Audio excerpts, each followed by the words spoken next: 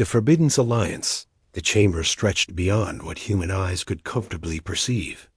Captain Elena Reeves stood at the center of the Grand Assembly Hall, surrounded by a semicircle of platforms that rose like stadium, seeding into the darkness above. On each platform sat representatives from the Galactic Federation, 47 species in total, each more alien than the last. Some breathed methane through artificial masks. Others existed as pure energy contained in crystalline shells. A few defied explanation entirely, their forms shifting between states of matter as if the universe itself couldn't decide what they were. Elena's hands trembled slightly as she clutched the data pad containing Earth's proposal. This was humanity's moment. After 3 decades of radio silence followed by first contact 12 years ago, Earth had finally been invited to join the Federation. The benefits were staggering. Access to faster-than-light travel, medical technology that could extend human lifespans by centuries, clean energy that would end resource wars forever, and membership in a civilization that spanned thousands of star systems. But there was a price. There was always a price, thought the Speaker of the Assembly, a being called Yanvar, whose species had no name humans could pronounce, raised what might have been a hand. The gesture brought instant silence. Yanvar's voice emerged not from any visible mouth, but seemed to materialize in the air itself, translated instantly into every language spoken in the chamber. Humanity of Earth, we have reviewed your application for Federation membership. Your scientists are innovative. Your artists create works of profound beauty. Your merchants trade fairly. Your diplomats speak with wisdom beyond your years as a spacefaring species. In nearly every measure, you exceed the standards we require. Yanvar paused, and Elena felt her heart sink. She knew what was coming. However, there is one matter we cannot overlook. A holographic display materialized above the assembly floor. Elena watched in growing horror as images from Earth's history played out for all to see. Ancient battles with swords and spears. Medieval sieges. The trenches of the First World War. Mushroom clouds rising over cities. Modern warfare with drones and precision strikes. The display didn't just show the battles. It showed the casualties. Millions upon millions of lives lost to human conflict. In the last 5,000 years, Yanvar continued, your species has engaged in over 43,000 documented armed conflicts. You have created weapons specifically designed not just to kill, but to cause maximum suffering. Chemical agents that melt flesh.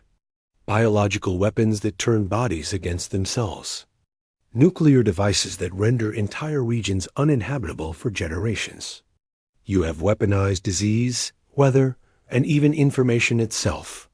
Elena wanted to argue, to explain that humanity had moved beyond those dark times, but the evidence was overwhelming. Even in the last century, with all of Earth's technological advancement and growing unity, conflicts still erupted.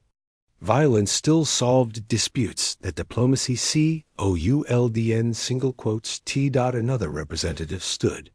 This one was a Keltharian, a species that resembled an upright mantis with 6 arms and compound eyes that glittered like fractured rainbows. We do not judge you for your nature, the Keltharian said, its voice surprisingly gentle. Every species has darkness in its past, but your capacity for violence is unmatched in Federation records. Your creativity and destruction is genuinely unprecedented. A third voice joined in, this one belonging to Avortion, a species that looked almost human, except for their silver skin and the way their bodies seemed to absorb light rather than reflect it. We have maintained galactic peace for 8,000 years. In that time, we have had conflicts, yes, but they were resolved through arbitration, economic pressure, or, in extreme cases, limited police actions. We have not fought a true war in recorded history.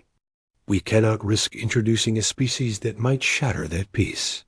Elena finally found her voice. We've changed. Earth is unified now. We have a single government, a single purpose. We've put war behind us. For how long? Yanvar asked. 37 years, by your reckoning. That is 3 generations for some species in this chamber, but barely half a lifetime for others. Can you guarantee that your species will never return to violence? Can you promise that given access to advanced technology and vast resources, humanity will not turn those advantages into weapons? Elena opened her mouth to answer, then closed it. She couldn't make that promise. No one could. She thought of her own grandfather, a veteran of the resource wars, who still woke screaming from nightmares 50 years after the battles ended. She thought of the memorial walls that stood in every major city on Earth, listing the names of the dead. Humanity had indeed changed, but forgetting their capacity for violence and actually abandoning it were 2 different things. I see you understand, Yanvar said, not unkindly. Therefore, the Federation offers you membership under the following terms. You may join us. You may build colonies, trade freely, share in our technology and culture. But you are forbidden from constructing any form of military spacecraft. No warships. No armed patrol vessels. No weapons platforms in space. You may build cargo ships, research vessels, and civilian transports. You may maintain defensive installations around your planets, but nothing designed for offensive action beyond your home system. The weight of those words pressed down on Elena like a physical force. And if we refuse these terms, then you remain isolated, the Keltharian said simply. No trade. No technology transfer. No travel beyond your own solar system until you develop faster-than-light capability on your own, which our analysts estimate will take you another 2 to 3 centuries, by which time the galaxy will have moved on without you. Elena looked down at her datapad. She thought of the children back on Earth who were dying from diseases that Federation medicine could cure in minutes. She thought of the energy crisis that could be solved with Federation power systems. She thought of the future humanity could have among the stars, and the price they would have to pay for it. I need to consult with my government, she said quietly. Of course. You have 1 Earth week to decide. The debate back on Earth lasted 6 days. Military leaders argued against accepting. We're neutering ourselves, Admiral James Okoye thundered during the emergency session of the United Earth Council. We're agreeing to be permanently defenseless in a galaxy we know nothing about. But the civilian government saw things differently. Prime Minister Sarah Chun stood before the council with a document in her hands. The Federation has existed for 8 millennia without major war. They have no enemies.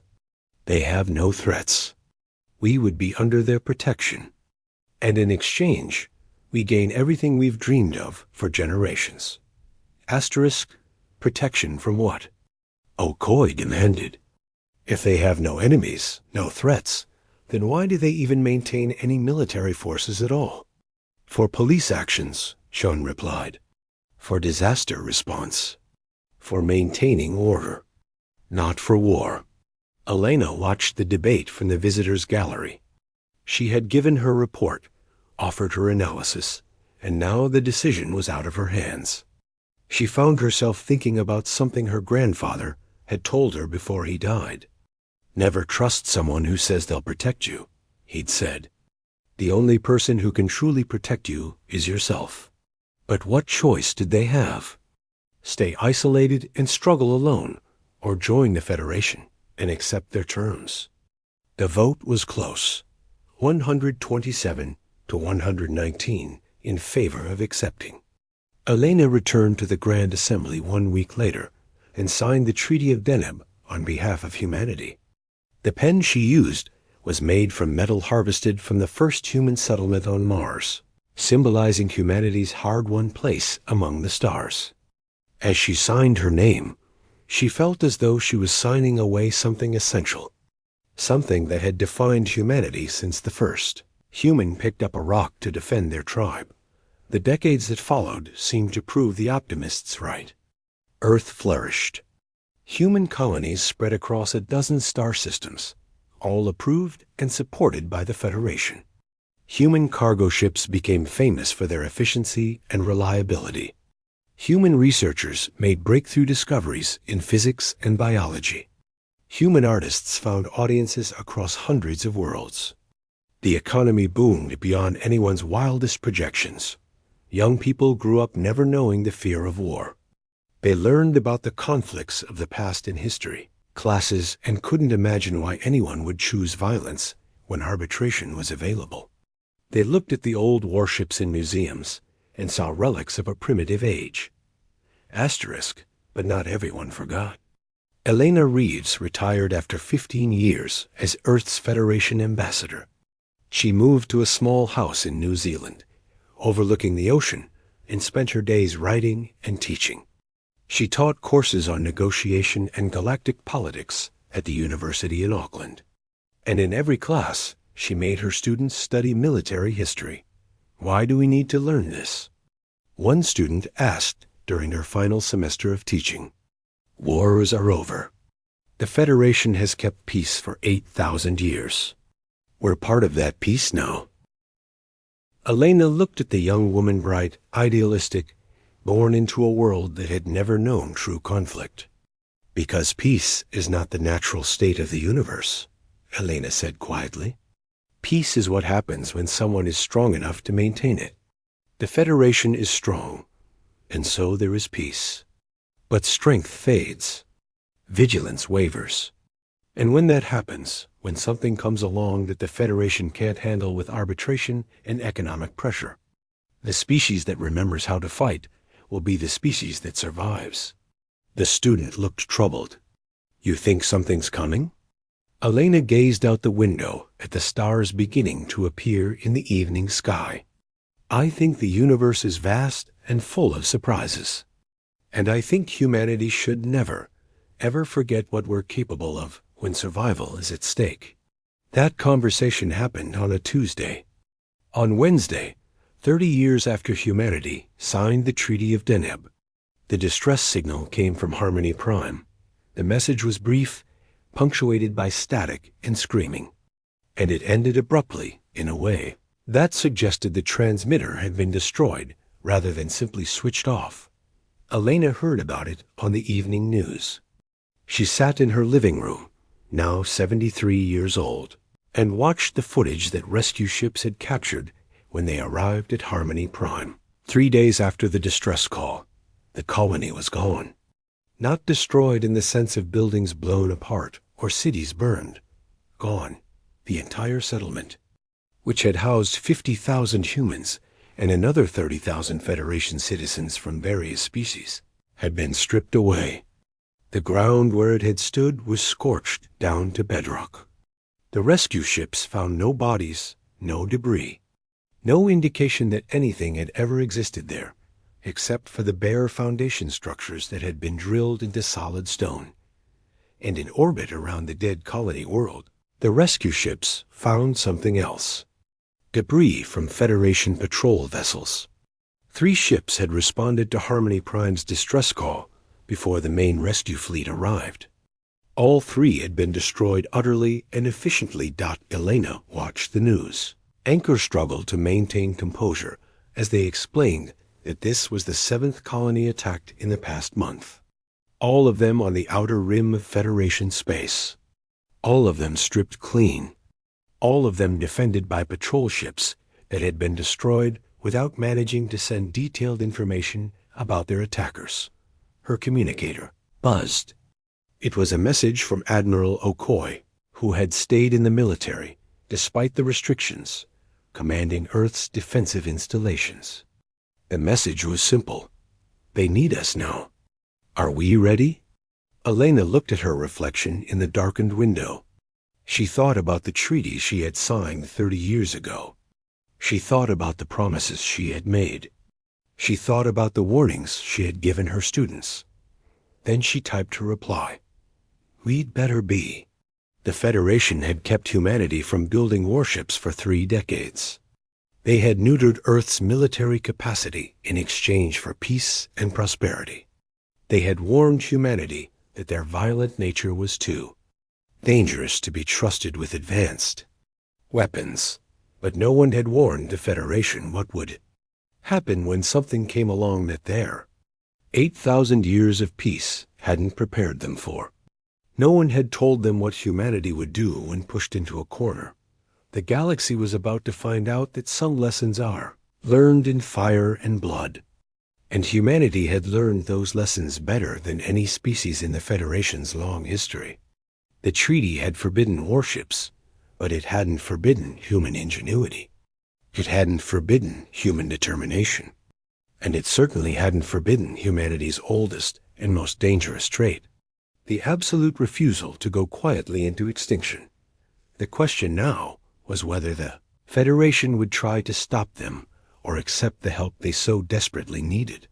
Either way, humanity was about to break the Treaty of Deneb, and the galaxy would never be the same. The Breaking Point Commander Marcus Webb had been a cargo ship captain for 15 years, and he was very good at pretending that was all he had ever wanted to be.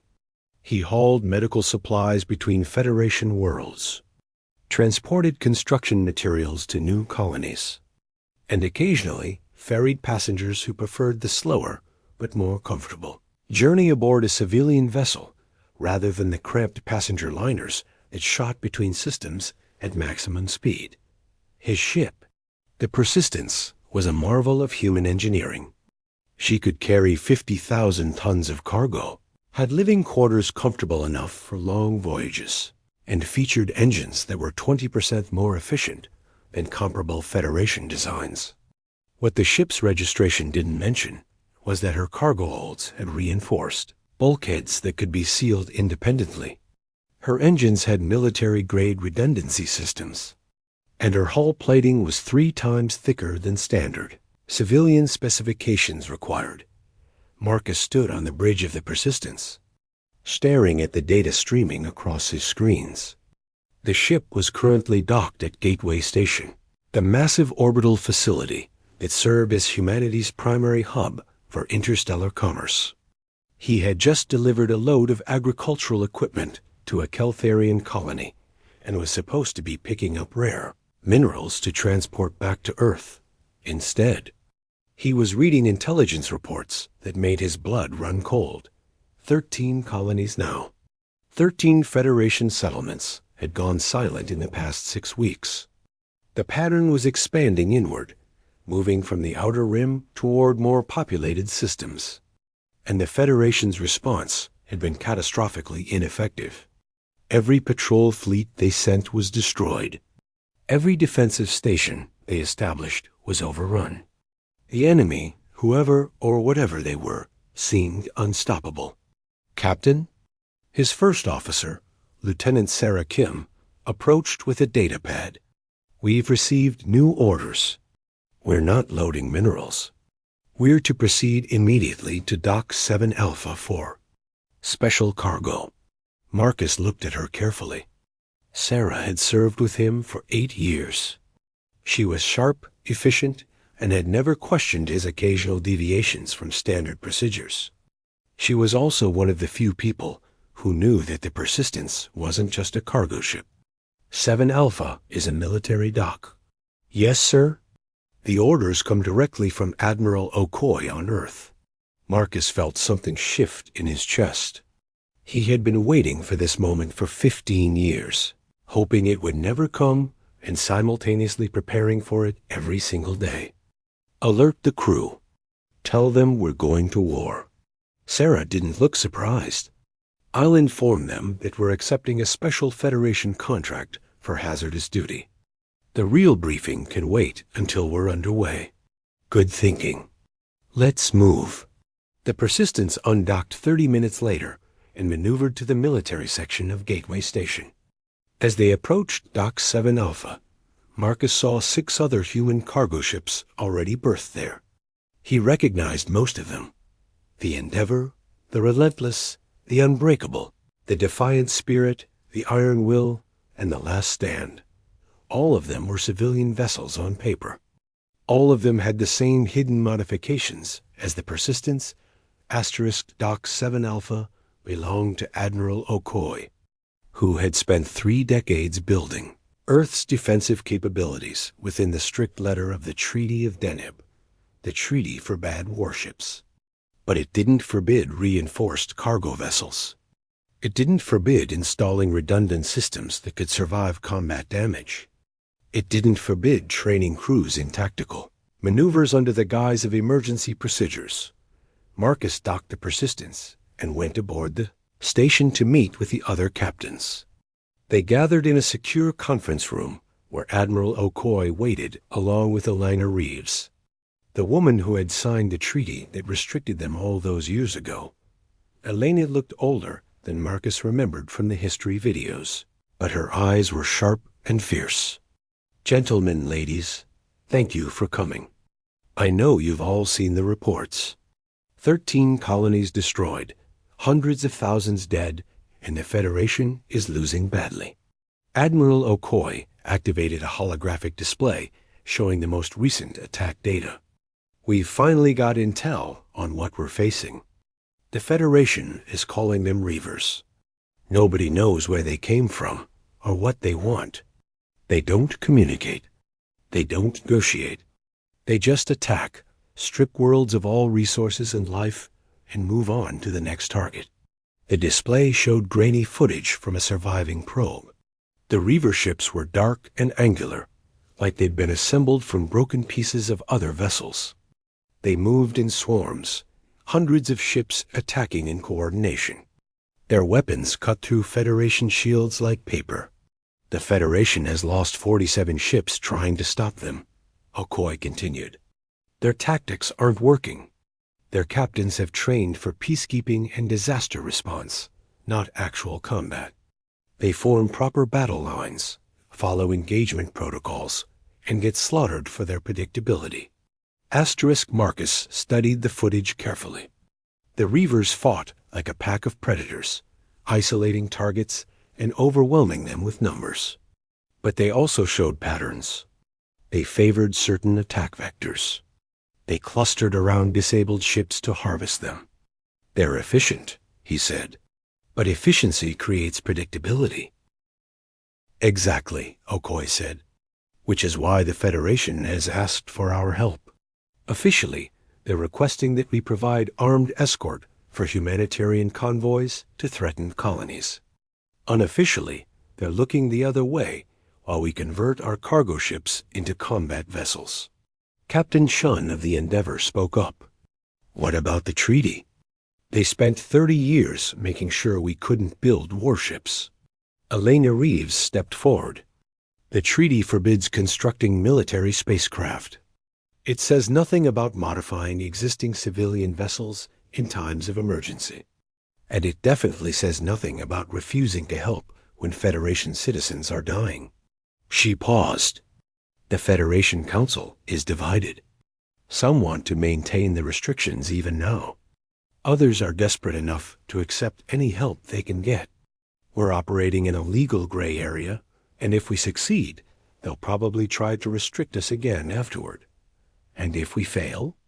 asked Captain Rodriguez of the Last Stand. "Then it won't matter, because we'll all be dead or scattered." Marcus looked around the room at the 7 captains. They were all like him, people who had joined the civilian fleet because it was the only option, but who had never forgotten their military training. Some were veterans of Earth's old conflicts. Others had grown up hearing stories and studying tactics in secret. All of them understood what was being asked. "What's the mission?" Marcus asked. Okoye pulled up a star chart. "The Reavers are moving toward the Meridian Gate, a major trade nexus that connects 20 systems. If they take it, they'll have access to dozens of populated worlds. The Federation is assembling a defensive fleet of 30 ships. They want us to join them as support vessels." Marcus smiled grimly. "Support vessels, right. When do we leave?" 48 hours. Use that time to finish your modifications. The Federation is providing weapons and shield generators. Install whatever you can fit. And Marcus? Okoy's expression was serious. The Federation captains are good people, but they don't know how to fight a real war. You might have to take command, whether they like it or not. The next 48 hours were a blur of activity. The Persistence's cargo holds were emptied and refitted with weapon systems. Railguns that could punch through armor. Missile launchers loaded with warheads that skirted the edges of Federation weapons treaties. Point defense systems to shoot down incoming fire. Shield generators powerful enough to protect a ship twice their size. Marcus watched his crew with grim satisfaction. Most of them had guessed years ago that the Persistence was more than she appeared. Now they worked with purpose, transforming their ship from a cargo hauler into something the galaxy hadn't seen in 8,000 years. A human warship in all but name. Lieutenant Kim found him on the third day, standing in what used to be Cargo Hold 2, and was now a magazine loaded with enough ammunition to fight a sustained engagement. Ship is ready, Captain. All systems check out. We can carry about a quarter of our normal cargo capacity now, but we can also take one hell of a beating and dish it out. Marcus nodded. How's the crew? Scared, excited, ready. She paused. Most of them signed up for cargo runs, not combat. Give them the option to transfer. Anyone who wants off the ship can leave with full pay and no questions asked. Sarah looked at him steadily. I already offered. Nobody took it. They all want to fight. The fleet assembled at the Meridian Gate 3 days later. The Federation had managed to gather 32 ships from various species, each one gleaming and elegant in the way that peaceful civilizations built their vessels. They formed into proper battle formations, organized by tactical doctrine that was 8,000 years old and had never been tested in actual war. The 7 human ships arrived together and immediately stood out. They were blocky, ugly, and covered in weapon mounts that jutted from their hulls like tours. The Federation captains looked at them with barely concealed horror. Marcus opened a communication channel to the Federation fleet commander, a Vortian named Admiral Kess. Human vessels reporting. We're ready to support your defensive operation. Kess's silver face appeared on the screen. Commander Webb, your modifications are concerning. We agreed to armed escorts, not mobile weapons platforms. You need mobile weapons platforms, Admiral. The Reavers aren't going to be impressed by elegant ship design. Before Kess could respond, alarms began blaring across the fleet. Sensors had detected the Reaver force dropping out of faster-than-light speed at the edge of the system. The enemy fleet was massive, over 300 ships, all of them moving in a coordinated swarm toward the Meridian Gate. All ships defensive formation Delta, Kess ordered. Prepare to engage at maximum range. The Federation ships moved into position with practiced precision. They formed 3 neat lines, ready to fire in volleys that would maximize their energy weapons effectiveness. It was textbook tactics that would have earned high marks in any military academy. Marcus watched the Reaver swarm approaching and felt ice form in his gut. The enemy wasn't forming lines. They weren't organizing into neat formations. They were coming like a wave of locusts, ready to engulf and devour everything in their path. Admiral Kess, Marcus said urgently, you need to break formation. Don't let them surround you. Commander Webb, please maintain communication discipline. We have this under control. Asterisk. The Reavers opened fire at extreme range. Dark energy weapons that seemed to tear holes in space itself. The Federation's first line took the hits on their shields and returned fire with coordinated volleys of plasma and particle beams. Reaver ships exploded, but more kept coming. Then the swarm split. Half the force continued the frontal assault, while the other half circled around the Federation's flanks. The neat defensive lines suddenly became death traps. "All human ships, this is Webb," Marcus barked. "Formation Chaos 7. Break their flanking maneuver." The 7 human vessels shot forward, abandoning the Federation's formation entirely. They didn't move in neat lines or coordinated patterns.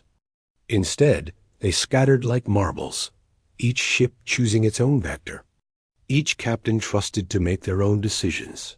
The Endeavour slammed into the Reaver left flank, her railguns hammering out rounds at a rate that would have depleted a Federation ship's ammunition in minutes. But the Endeavour had cargo holds full of ammunition and redundant loading systems. She could fire continuously for hours. The Relentless and Unbreakable worked together, using an old naval tactic called hammer and anvil. The Relentless drove Reaver ships toward the Unbreakable, which waited with all weapons hot. Reavers that tried to escape the Relentless ran straight into the Unbreakable's firing solution. Marcus pushed the Persistence into the thickest part of the enemy formation.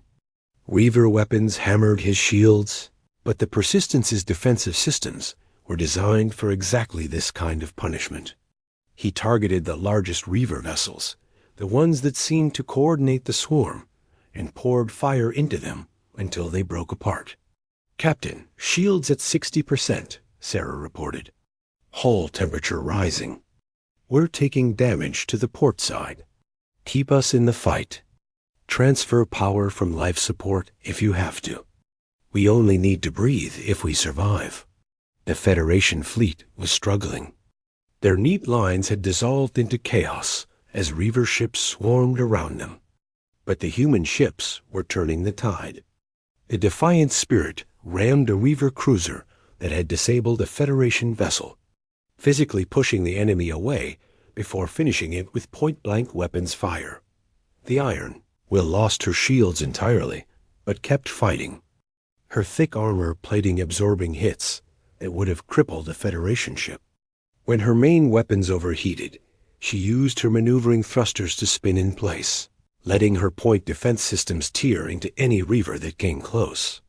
"Commander Webb," Admiral Kess's voice crackled over the communication channel. "Your tactics are reckless. You're operating outside all established protocols. Your protocols don't work against an enemy that doesn't follow them," Marcus shot back. "Either adapt or die, Admiral." The battle raged for 3 hours. The last stand was destroyed when a coordinated Reaver attack overwhelmed her armor, but not before she took 17 enemy ships with her. The Federation lost 9 vessels. But slowly, impossibly, the human ships and their Federation allies began to win. The Reavers started to retreat. It was the first time anyone had seen them do so. They pulled back in disorder, leaving behind debris and damaged ships. The surviving vessels fled back to faster-than-light speed and vanished. Asterisk. The Persistence limped back to the Meridian Gate with her hull scorched and half her weapons destroyed. But she was still flying, still fighting. Marcus sat in his captain's chair, exhausted and shaking from adrenaline, and watched the casualty reports come in. 1 human ship destroyed. 9 Federation vessels lost. But the Meridian Gate was secure, and for the first time since the Reavers appeared, someone had made them run. Admiral Kess appeared on Marcus's screen. The Vortian's silver face was marked with something that might have been respect, or might have been fear. "Commander Webb, your tactics were ... effective. Brutal, but effective. War is brutal, Admiral.